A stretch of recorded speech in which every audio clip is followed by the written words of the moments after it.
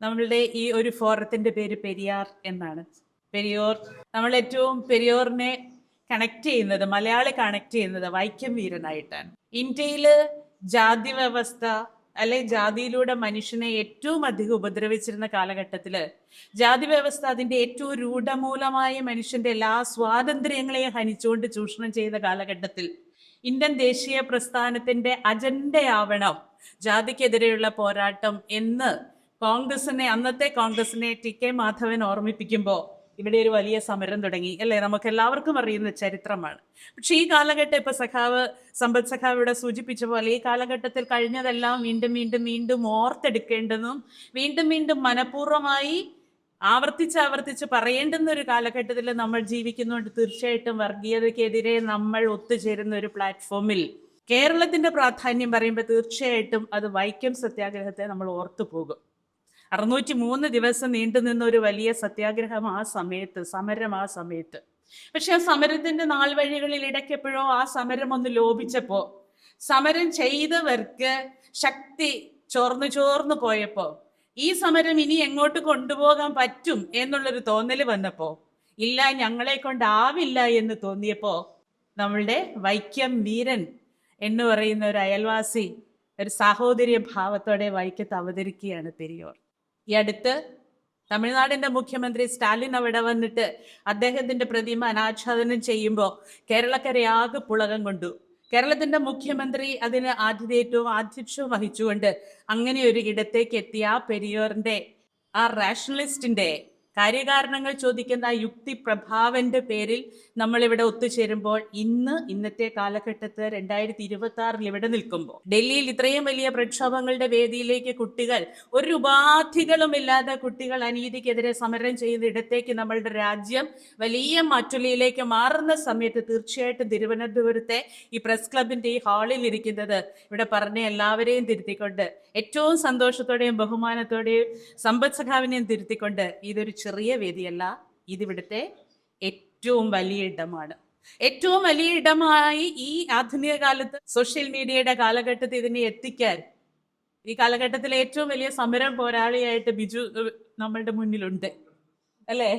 ഇതിന്റെ എല്ലാ സാധ്യതകളെയും വലുതാക്കുകയാണ്. തീർച്ചയായിട്ടും പറയുന്നതെല്ലാം ആൾക്കാരിലേക്ക് എത്തിക്കാൻ ഞാനില്ല, പക്ഷേ ആൾക്കാരിൽ എത്തേണ്ടത് എത്തിക്കാം എന്ന് പറയുന്ന ബിജുവിന്റെ കാഴ്ചപ്പാടിനെ ഞാൻ ഏറ്റവും അധികം അനുമോദിക്കുന്നു. അതിൽ എനിക്കുള്ള ഏറ്റവും വലിയ സന്തോഷവും ആ ധാർമ്മികതയ്ക്ക് ഞാൻ ഏറ്റവും വലിയ സല്യൂട്ടും അർപ്പിക്കുന്നു.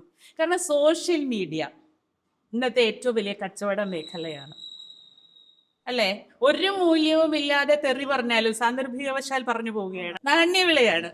അതായത് മനുഷ്യന് ഒട്ടും അഭികാമ്യമല്ലാത്ത, മനുഷ്യൻ എന്ന പദത്തോട് ചേർത്ത് വെക്കാൻ പറ്റാത്ത ഭാഷാപ്രയോഗങ്ങളും കോണ്ടന്റുകളും ഏത് രീതിയിൽ എത്ര മ്ലേച്ഛമായും അവിടെ ഇട്ടുപോയാൽ അതിങ്ങനെ വളർന്ന് പന്തലിച്ച് ഏറ്റവും വലിയ വരുമാനദായി നിൽക്കുന്ന ഒരു കാലഘട്ടത്തിലാണ് ബിജു മോഹൻ ഇതൊരു വലിയ സമരബന്ധാവായിട്ട് എടുക്കുന്നത് എന്ന് പറയുന്നത് അപൂർവങ്ങളിൽ അപൂർവമാണ്, അത്യപൂർവമാണ്.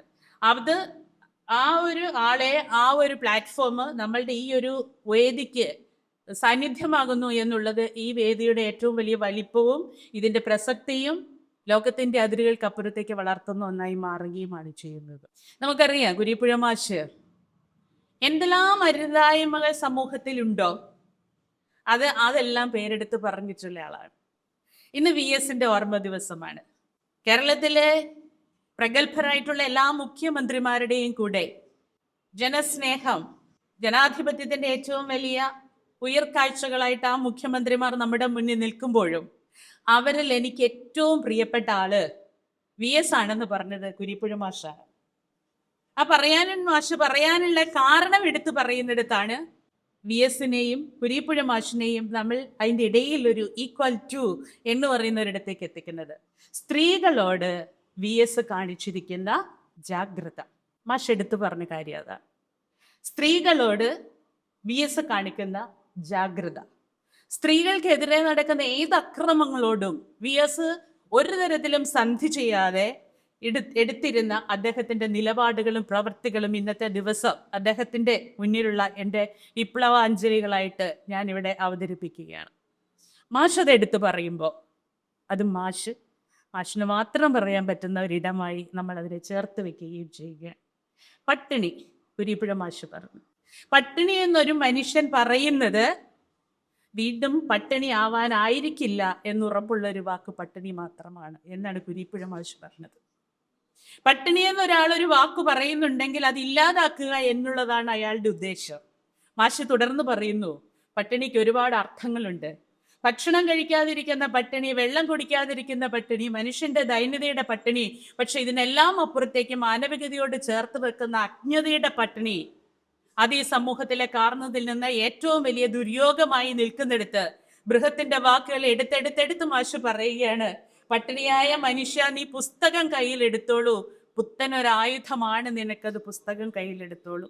ഏത് കാലത്തും ഏറ്റവും അധികം സമ്പന്നതയുടെ പടവുകളിലേക്ക് മനുഷ്യനെ എടുത്തു വെക്കുന്ന, അടുത്തു നിർത്തുന്ന, അടരുകളില്ലാതെ ചേർത്ത് നിർത്തുന്ന ആ വരികളാണ് ഈ വേദിയെ അത്രയും പ്രസക്തമാക്കുന്നത്, ഈ കാലഘട്ടത്തെ പ്രസക്തമാക്കുന്നത്. പട്ടിണിയായ മനുഷ്യ നീ പുസ്തകം കയ്യിലെടുത്തോളൂ, പുത്തനൊരായുധമാണ് നിനക്കത്, പുസ്തകം കയ്യിലെടുത്തോളൂ.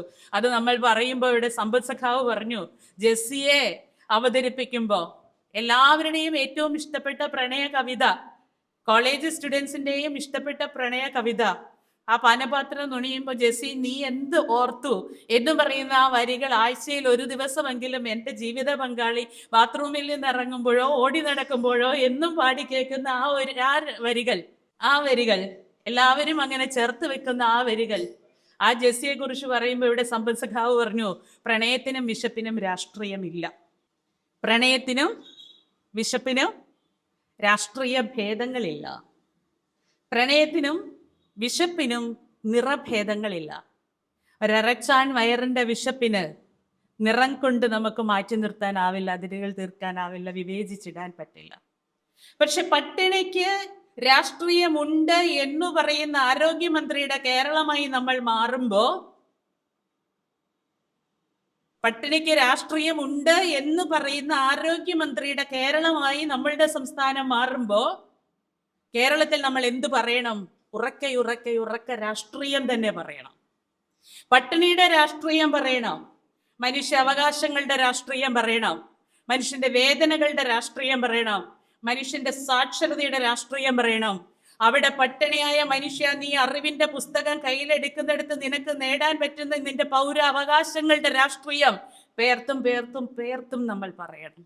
വെറുതെ ഒരു മന്ത്രി അല്ല നമ്മളുടെ മുഖത്ത് നോക്കി പൊതിച്ചോറ് കൊടുക്കണ്ടെന്ന് പറഞ്ഞത്, വെറുതെ ഒരു മന്ത്രിയല്ല പറഞ്ഞത്. കേരളത്തിന്റെ പാരമ്പര്യത്തിൽ, കേരളത്തിന്റെ പ്രബുദ്ധമായ രാഷ്ട്രീയ പാരമ്പര്യത്തിൽ ഏറ്റവും മുടിചൂടാ മന്നനായി നിന്ന ഒരു മുഖ്യമന്ത്രിയുടെ, കേരളത്തിൽ ഒരുപക്ഷെ ഏറ്റവും അധികം വികസന ഇടങ്ങളിലേക്ക് കേരളത്തെ നടത്തിക്കൊണ്ടുവരാൻ പ്രതിപക്ഷത്തോ അല്ലെ കോൺഗ്രസിന്റെ പക്ഷത്തോ എന്ന് പറഞ്ഞുകൊണ്ട് ഏറ്റവും വലിയ സംഭാവനകൾ നൽകിയ ശ്രീമാൻ കെ കരുണാകരന്റെ മകൻ ജനിച്ചു വീണ് അന്നു മുതൽ വായിൽ വെള്ളിക്കരണ്ടിയുമായി ജനിച്ചെങ്കിൽ പോലും ആ വെള്ളിക്കരണ്ടിയിൽ അദ്ദേഹം പകർന്നു കൊടുത്തത് കേരളത്തിന്റെ രാഷ്ട്രീയ അക്ഷരങ്ങളായിരുന്നുവെങ്കിൽ ആ രാഷ്ട്രീയ അക്ഷരത്തെ മറന്നു നിന്നുകൊണ്ട് 2026 അദ്ദേഹം ഇവിടുത്തെ ആരോഗ്യമന്ത്രി ആവുന്ന സമയത്ത് രാഷ്ട്രീയത്തിൽ വിശപ്പിന്റെ രാഷ്ട്രീയത്തെ അവഹേളിച്ചുകൊണ്ട്, പൊതിച്ചോറിനെ അവഹേളിച്ചുകൊണ്ട് കേരളത്തിലെ ഏറ്റവും ഊർജ്ജസ്വലരായ കുട്ടികൾ കേരളത്തിലെ ഓരോ മനുഷ്യന്റെയും വിശപ്പിനെ അഡ്രസ് ചെയ്യുമ്പോൾ കുരീപ്പുഴ എഴുതിയതുപോലെ വിശപ്പിനെ അഡ്രസ് ചെയ്യുന്നവൻ, പട്ടിണിയെ അഡ്രസ് ചെയ്യുന്നവൻ അത് ഇല്ലാതാക്കാൻ വേണ്ടി ശ്രമിക്കുന്നു എന്ന് പറയുന്ന DYFIയുടെ പ്രതിജ്ഞാബദ്ധമായ ആ പ്രവർത്തനത്തെ തികച്ചും രാഷ്ട്രീയമായിട്ട് ഇല്ലാതാക്കാൻ ശ്രമിക്കുന്ന ഒരു മന്ത്രി ഇവിടെ ഇരിക്കുമ്പോൾ നമ്മൾ രാഷ്ട്രീയം തന്നെ പറയണം. കാരണം രാഷ്ട്രീയം പറയാതെ ഇടത്തുണ്ടാക്കുന്ന അരാജകത്വത്തിലാണ് നമ്മൾ ഇന്ന് ഏറ്റവും അധികം വിലപിക്കുന്ന ഈ വർഗീയതയുടെ മണ്ണ് ഏറ്റവും പാകമാകുന്നത്. അതുകൊണ്ടാണ് പത്തനംതിട്ടയിൽ കുരീപ്പുഴ മാഷ് സംസാരിക്കുന്നതിനിടയിൽ അദ്ദേഹത്തോട് ആക്രോശിച്ചത്. എന്താണ്? രണ്ട് വാക്കുകളാണ് പറഞ്ഞത്. രാഷ്ട്രീയം വേണ്ട. ഏത് രാഷ്ട്രീയം വേണ്ട? മനുഷ്യരുടെ രാഷ്ട്രീയം വേണ്ട. പച്ചയായ മനുഷ്യന്റെ ജീവിത ഗന്ധങ്ങളില് ഊടും പാവും നെയ്തുകൊണ്ട് നിറങ്ങൾ നെയ്യുന്ന പ്രണയത്തിന്റെ രാഷ്ട്രീയം വേണ്ട.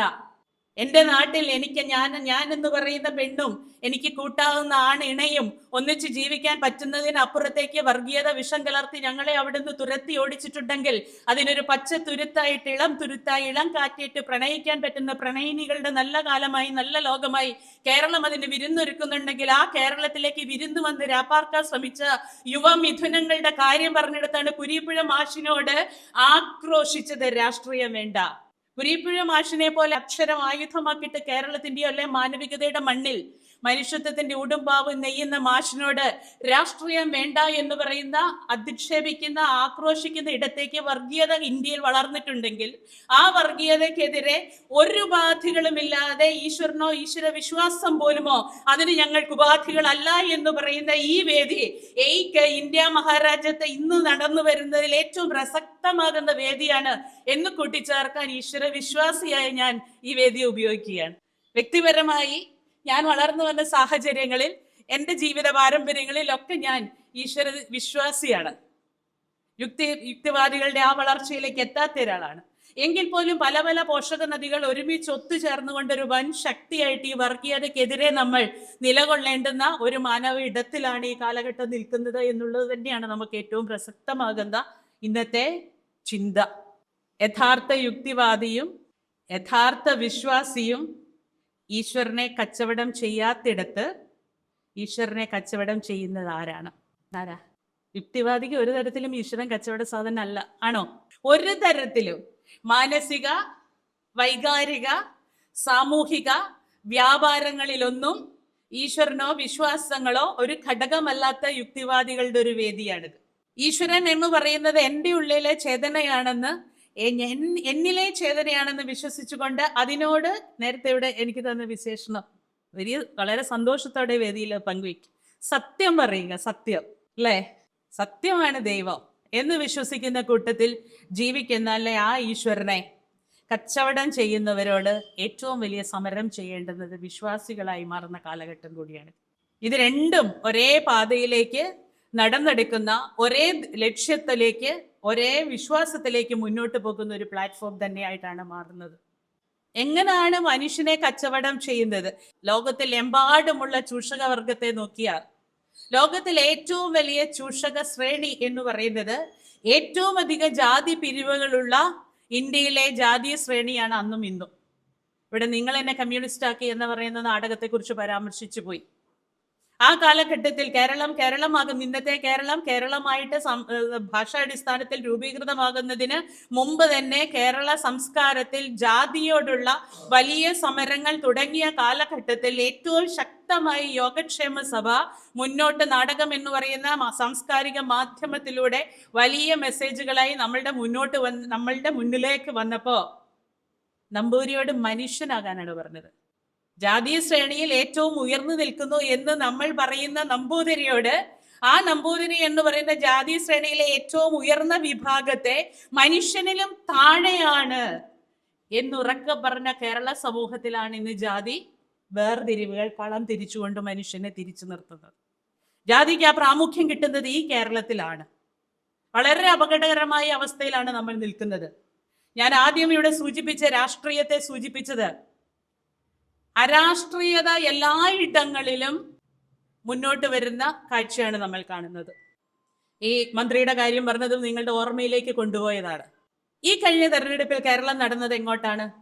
അരാഷ്ട്രീയതയുടെ ഇടങ്ങളിലേക്കാണ് നടന്നത്. അരാഷ്ട്രീയത മാത്രമാണ് ഇവിടെ ജയിച്ചത്.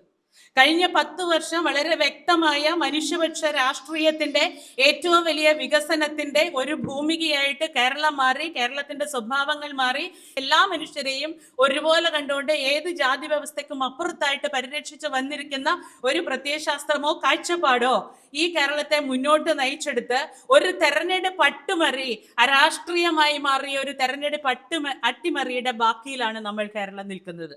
ഉദ്ദേശം ഒന്ന് മാത്രമേ ഉള്ളൂ: അരാഷ്ട്രീയം സൃഷ്ടിക്കുന്ന അരാജകത്വം സമൂഹത്തിൽ നിലനിർത്തിക്കൊണ്ടു പോവുക അഥവാ വളർത്തിക്കൊണ്ടു പോവുക. ആ അരാജകത്വത്തിനകത്ത് വിത്തിട്ട് വളർത്താൻ പോകുന്നത് നേരത്തെ സഖാവിടെ സൂചിപ്പിച്ച പോലെ നിങ്ങൾ മിണ്ടരുത് എന്ന് പറയുന്ന വർഗീയതയാണ്. നിങ്ങൾ മിണ്ടരുത്. നമ്മൾ വർഗീയത തെറ്റാണ്. പട്ടിണി എന്ന് പറയുന്ന പദം എടുത്തു പറയുന്നത് പട്ടിണി ഇല്ലായ്മ ചെയ്യാനാണെന്ന് കുരീപ്പുഴ മാഷ് പറയുന്നത് പോലെ പുരോഗമന കാഴ്ചപ്പാടുള്ള ഓരോ വ്യക്തികളും വർഗീയത എന്ന് പറയുന്നത് ഇത് വർഗീയതയാണെന്ന് ചൂണ്ടിക്കാണിക്കുന്നത്, അല്ലെങ്കിൽ ഈ പ്രവർത്തനങ്ങളെല്ലാം എത്തിപ്പോകുന്ന വർഗീയതയിലേക്കാണ് എന്ന് പറഞ്ഞു പോകുന്നത്, വളരെ കൃത്യമായും ഇതൊരു വർഗീയ നിലപാടാണെന്ന് പറയുന്നത് ആ വർഗീയത ഇല്ലായ്മ ചെയ്യാൻ വേണ്ടി എടുക്കുന്ന സമരമായിട്ട് മാറുന്നെടുത്ത് നമ്മളോട് നിർബന്ധപൂർവം പറയുകയാണ്.